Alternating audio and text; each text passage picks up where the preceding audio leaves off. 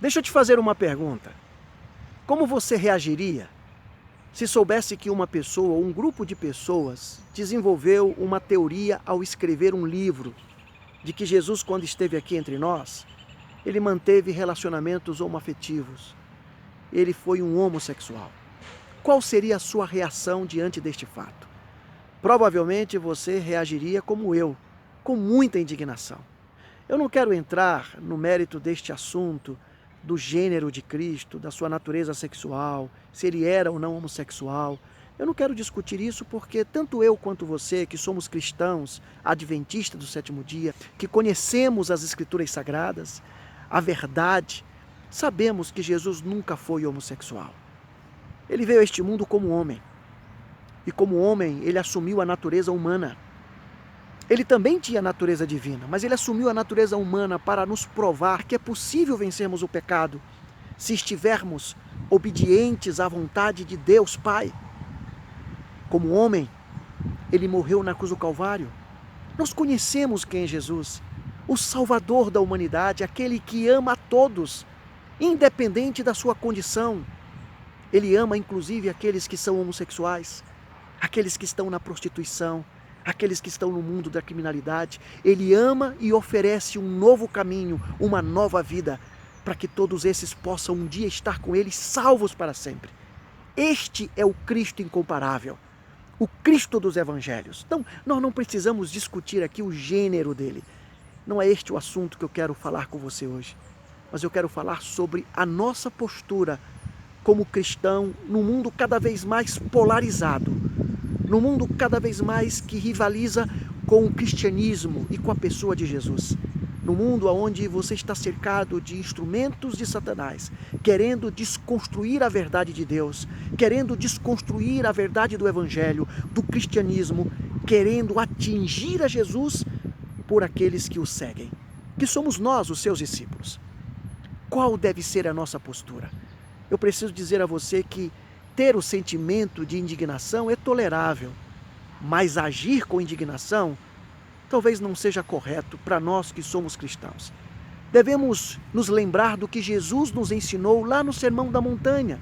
Evangelho de Mateus, capítulos 5, 6 e 7, você encontra o Sermão da Montanha. Ali tem a ética do reino de Deus. Ali tem a forma certa como os discípulos de Jesus devem se relacionar com as pessoas, principalmente com aqueles que perseguem a Jesus e que perseguem os seus discípulos. Jesus disse que nós devemos amar os nossos inimigos, que nós devemos tolerar a eles, que nós devemos andar mais uma milha por causa deles. E Jesus deixou bem claro que nós não devemos ser pessoas que venham nutrir no coração o ódio, a ira, mas nós devemos ser bem-aventurados. Lembram que em uma das bem-aventuranças, Jesus fala daqueles que são felizes por se sentirem perseguidos, ofendidos, por se sentirem injuriados, porque estão seguindo a Jesus e seguindo o seu Evangelho. Ele diz: bem-aventurados são os perseguidos, os que se sentem perseguidos por minha causa.